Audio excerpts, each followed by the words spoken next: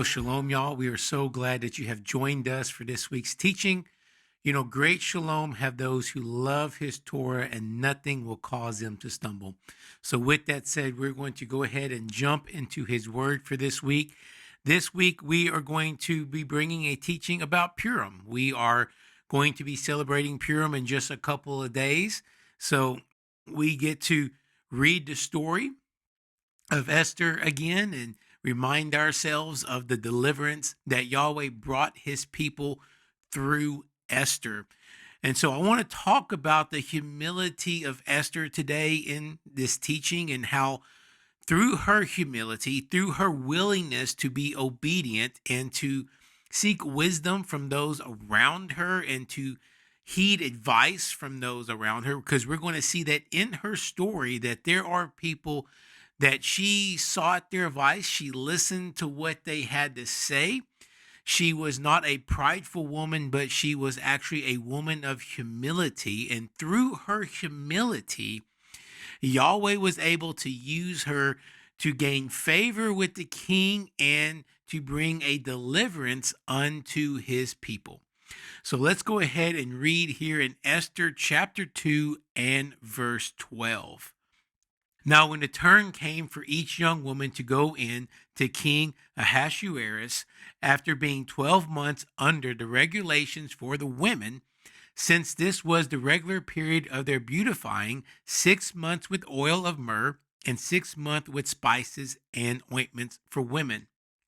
When the young woman went in to the king in this way, she was given whatever she desired to take with her from the harem to the king's palace.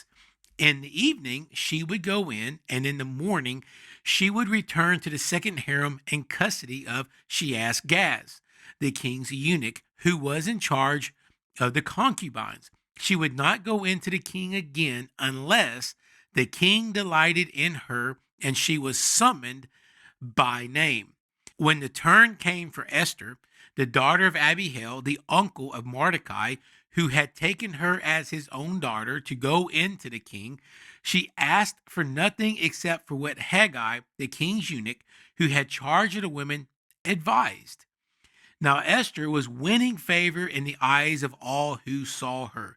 And when Esther was taken to King Ahasuerus into his royal palace in the 10th month, which is in the month of Tebet in the 7th year of his reign, the king loved Esther more than all the women, and she won grace and favor in his sight more than all the virgins, so that he set the royal crown on her head and made her queen instead of Vashti. So first thing I want to talk about here. So this is the portion of the reading of the story where King Ahasuerus is picking who is going to be his next wife. So we see, or who's going to be the queen. And so we see this process of how he is selecting this next woman to be his queen. Now, in a verse that was previous to what we just read, we see that Esther had already gained favor with those around her even before we read this story here. So she comes in and she's got favor already.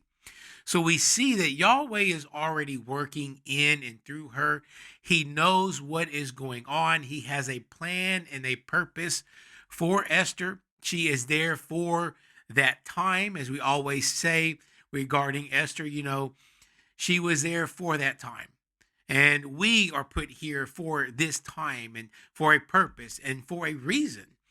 And we need to learn from Esther of how we can fulfill our destiny and the time that we have been allotted here and the purpose that we have to fulfill here on the earth while we are here. And we see here, and what we're going to talk about this week is of how humility played a role in her fulfilling her destiny, the purpose of which she was given to do. So we see here in this story that these women were brought, they were placed in the king's palace. They would basically make themselves as beautiful, as attractive as they could. So when they went before the king, that he would choose them. It was pretty much like a beauty contest is what's going on. They are trying to gain the favor of the king. Now, Esther had something on her side that the rest of the people, the rest of the women there did not have. And that was God's favor. Yahweh's favor was upon Esther. But Esther doesn't take his favor being upon her life for granted. She doesn't take that I can just go before the king and he's going to accept me how I am. Because they are all given a choice. They can bring whatever they want with them when they go in to appear before the king. And as we read here in this verse, Esther does something different than probably the rest of the women. In verse 15, it says that she doesn't take anything in there except for what Haggai, the king's eunuch, advised her to take. So she sought his wisdom, his insight on what she should bring with her into that room. She didn't sit there and say, I know what's best. I got this. She was willing to humble herself and say, I need a little help here on what I need to do. What is best for me to take into that room with me when I go and see the king? Now, because of this, we see in this same verse that Esther was winning favor in the eyes. So she already had favor, and she is continuing to win favor in the eyes of those around her as they see her willingness to be taught, you could say.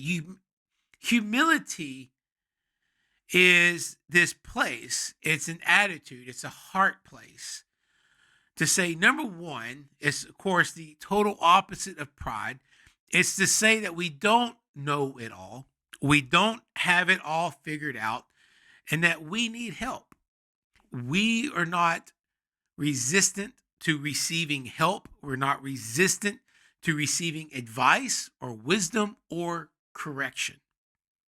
We're willing to reach out and ask advice or help in situations where we do not really know what we are doing. Was there any way of Esther really knowing what would please the king? She'd never met the king before. She's never stood before the king. She didn't know what the king would appreciate or like. So she goes to someone who served the king, someone who would know what the king liked, what would appeal unto the king. What should I bring with me into that room when I go before the king? She sought somebody who would know the answer to that question. And because she was willing to do that, she appears before the king and she has favor with the king. And she is made queen over Vashti. Now we're going to see here, I'm going to read another portion here. When it comes time for Esther to step up and to do something, to get involved in delivering the Jews, we're going to see again that Esther, even though she's the queen, she is still willing to listen to what her uncle Mordecai has to say.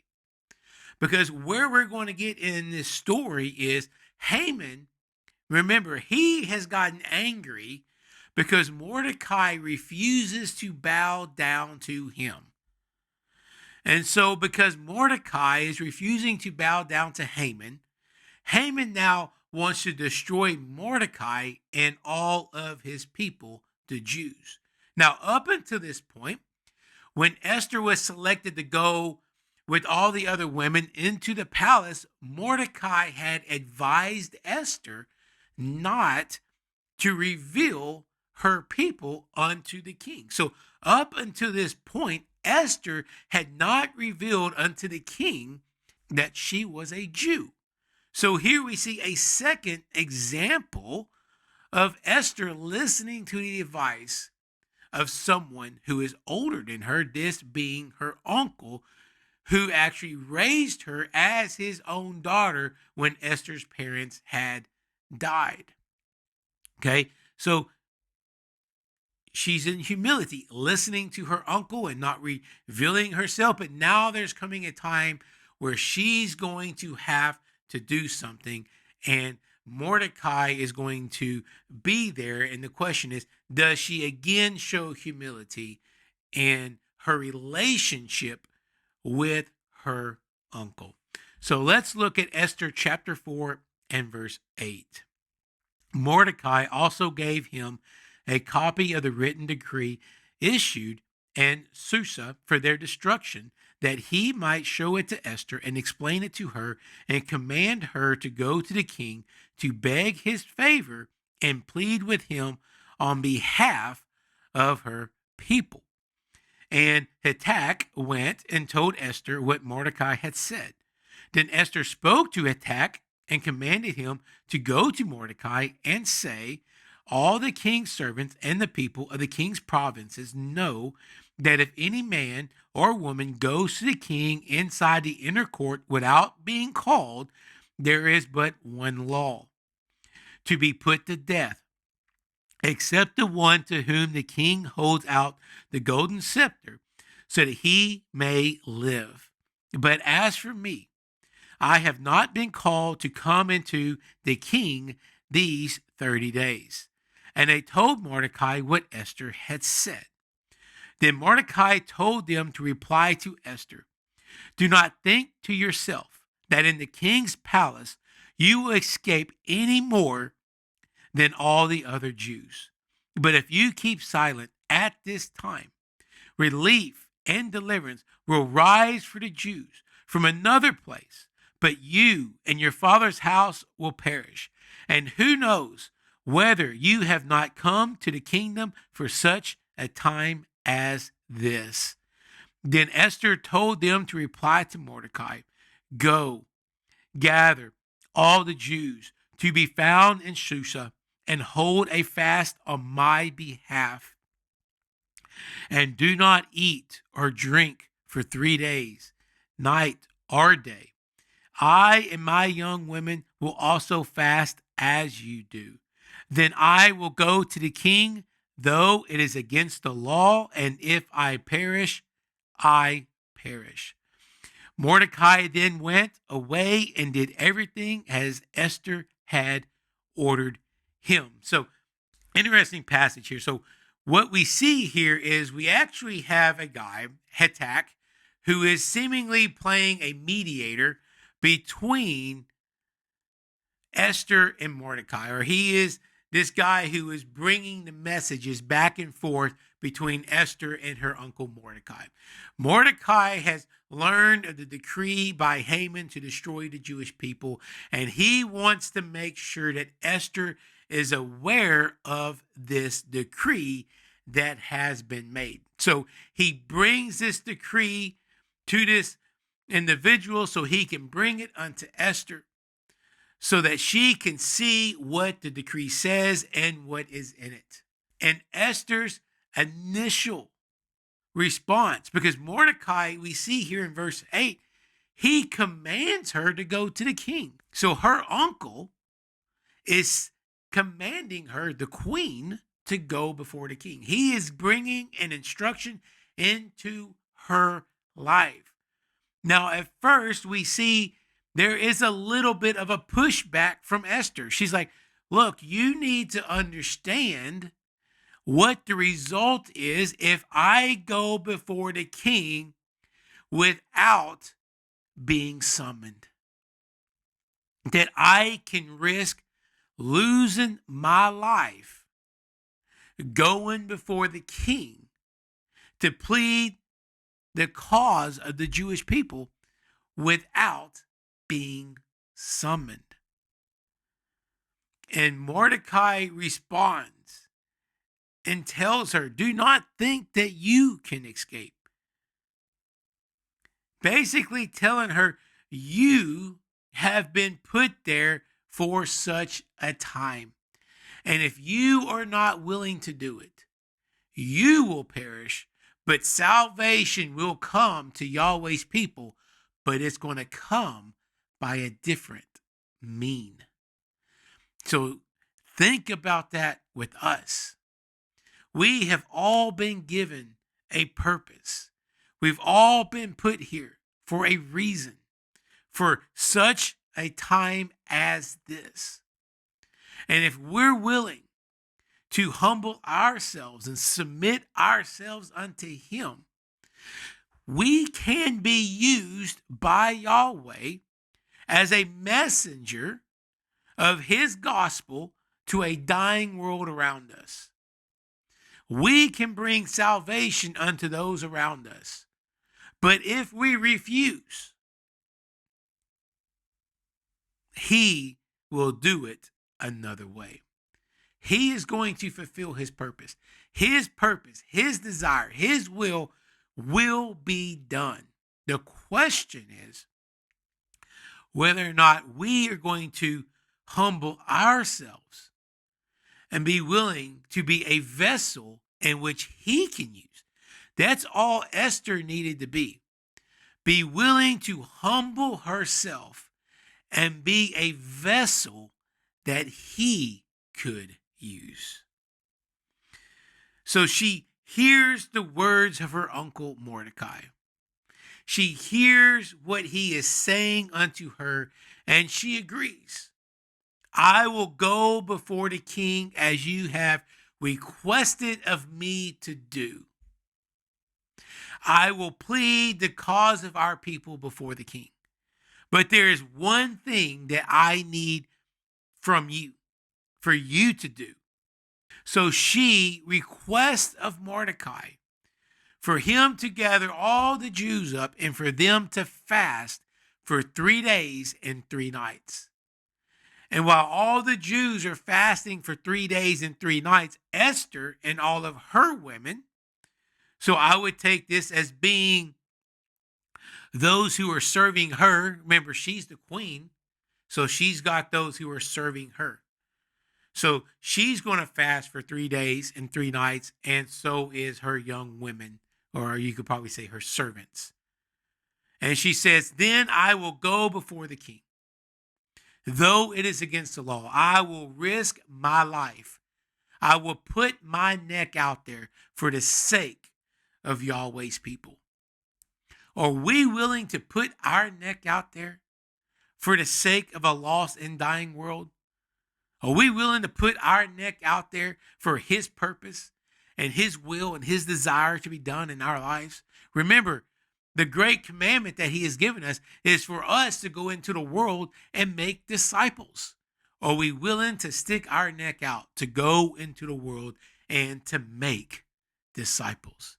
If I perish, I perish. Mordecai would go and do as Esther had ordered him. So he even humbles himself to his niece and listens to what she has told him to do. And through their obedience, through their willingness to do this, a great deliverance came unto the Jewish people.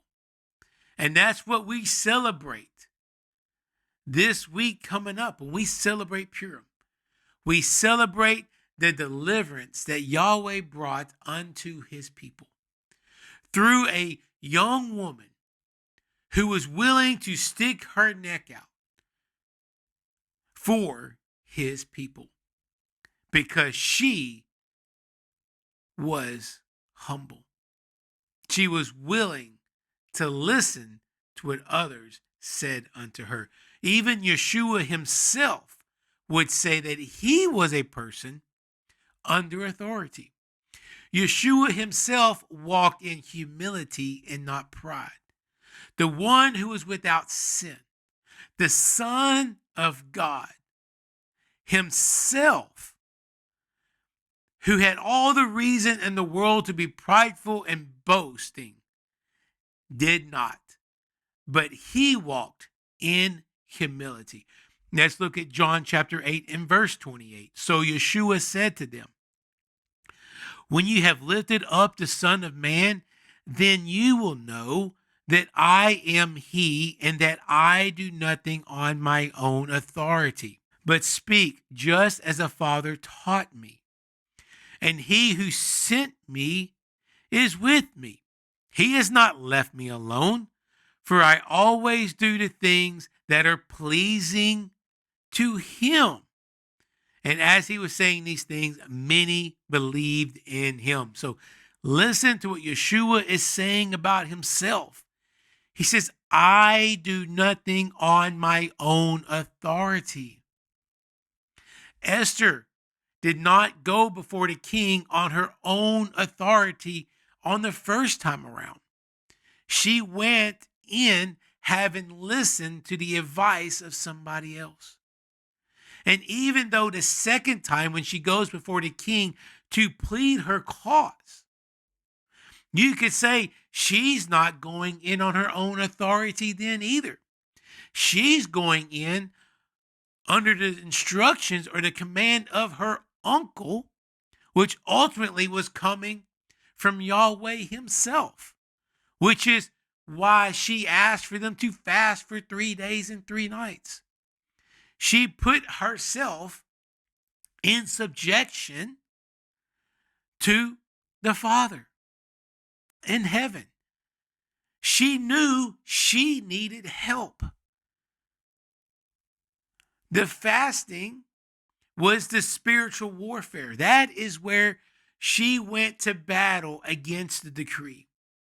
That is where she waged war against the enemy, so that when she came before the king, she would not be before the king in her authority, but she would be before the king in the authority of Yahweh, and that his favor would be upon her as she stood before the king.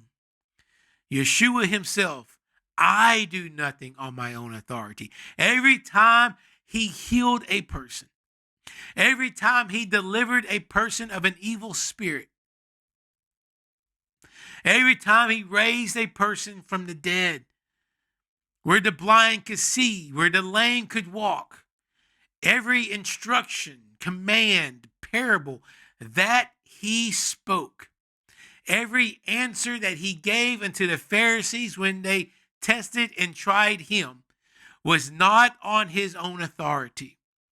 It was not his desire. It was not his words, but he was speaking the words that his Father had taught unto him, or you could say he was speaking the words of his Father.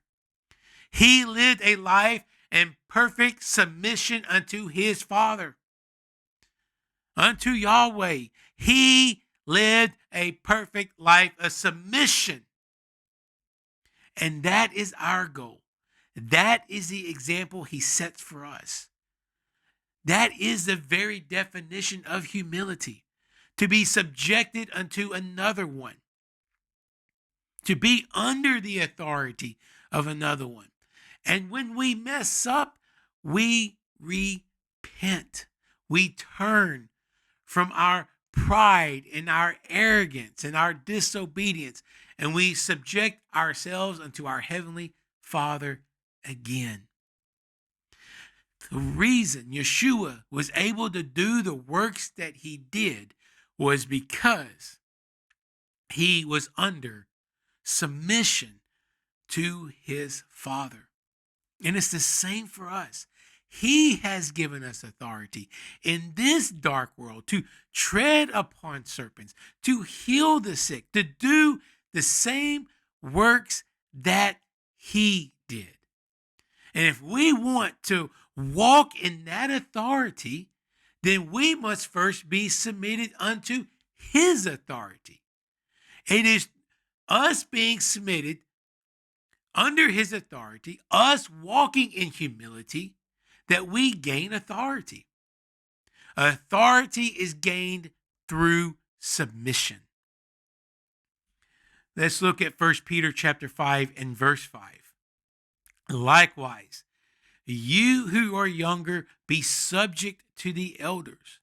Clothe yourselves, all of you, with humility toward one another. For God opposes the proud, but gives grace to the humble. Humble yourselves, therefore, under the mighty hand of God, so that at the proper time he may exalt you, casting all your anxieties on him, because he cares for you. Be sober-minded, be watchful. Your adversary, the devil, prowls around like a roaring lion, seeking someone to devour. Think about this. The devil was using Haman to destroy or to devour the people of God. The devil prowls around. He is hiding. That's what it means to prowl. It's to hide. It's to crouch. It's to stay hidden, looking for the perfect opportunity to pounce upon your prey. That is what Haman was doing in the story of Esther.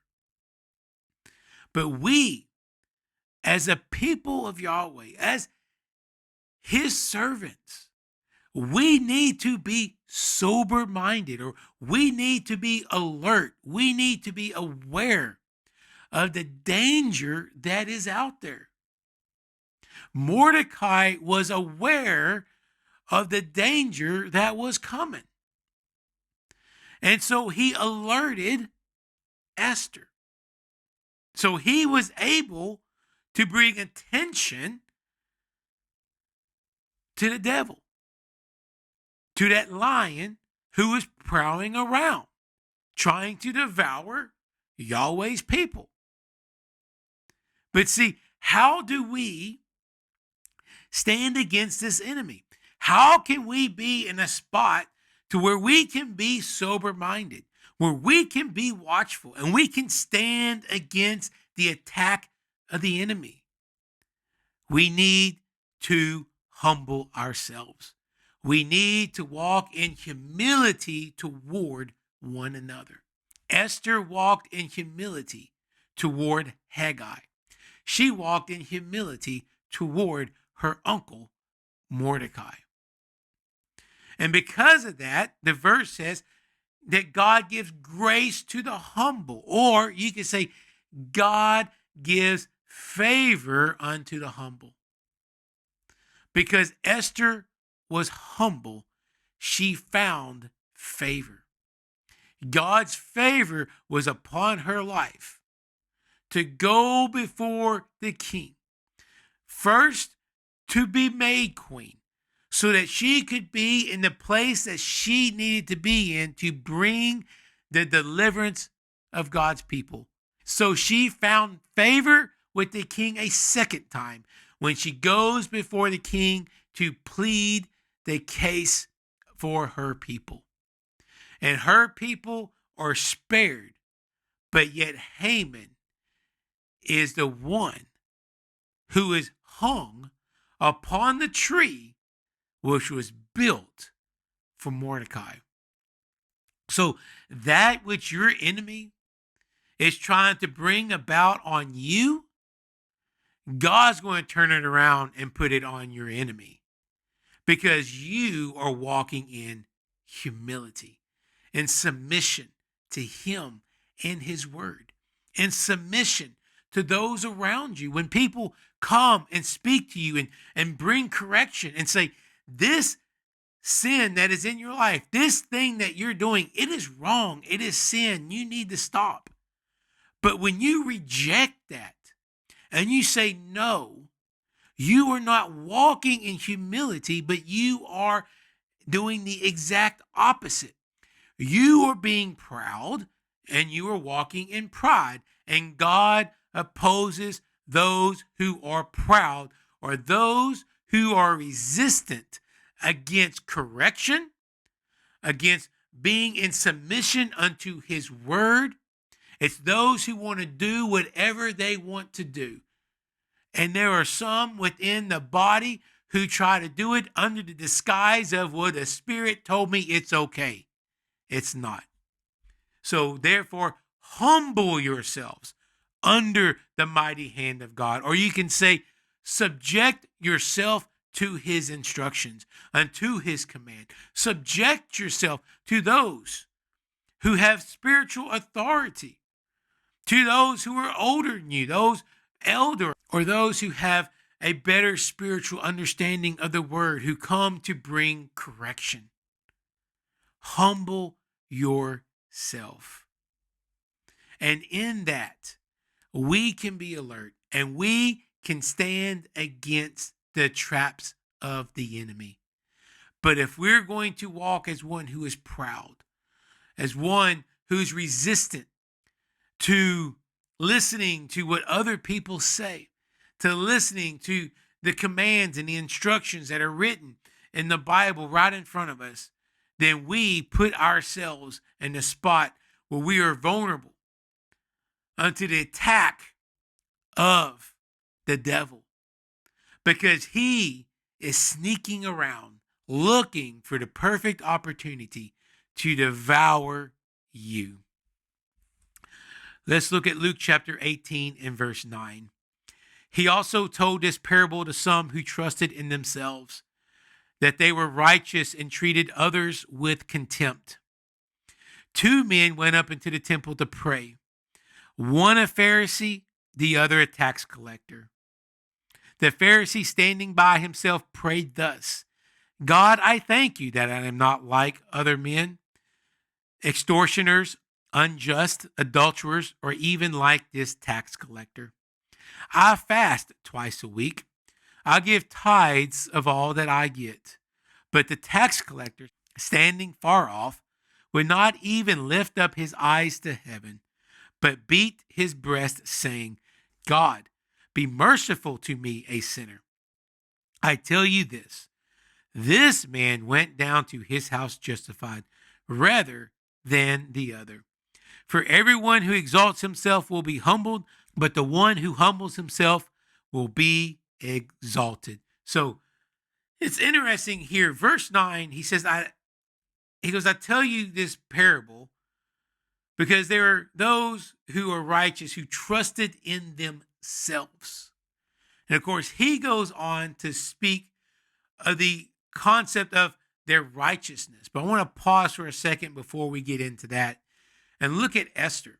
Did Esther trust in herself when it became time to go before the king? When Mordecai comes and says, go before the king, plead your case before the people, does she say, okay, I will do it, I got this? No. She did the exact opposite.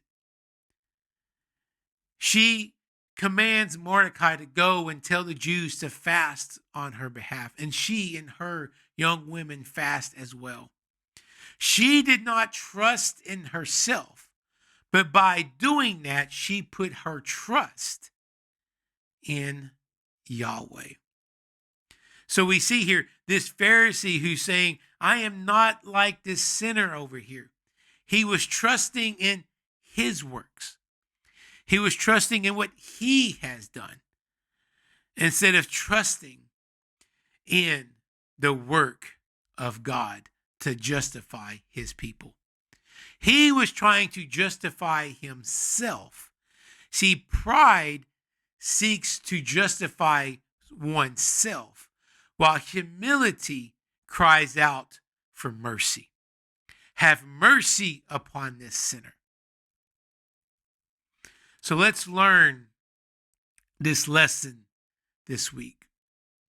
Let's be a person of humility who seeks out mercy for ourselves and for others, who humbles ourselves before our Heavenly Father, to subject ourselves to his commands and his instructions, to what his Spirit is leading and guiding us, because he has given us all a purpose. We all have a reason to why we are here. We are all here for such a time as this. We have a purpose. And if we are going to fulfill our purpose, we need to subject ourselves to him. And as we subject ourselves unto him, then we're able to walk in his authority. Then we become a threat unto the enemy. And we will defeat the enemy instead of the enemy devouring us. Well, I hope that this message has blessed you this week. I hope you have a blessed and wonderful Purim this year. And we will be back again next week with another teaching from next week's Torah portion. So come back now and shalom, y'all.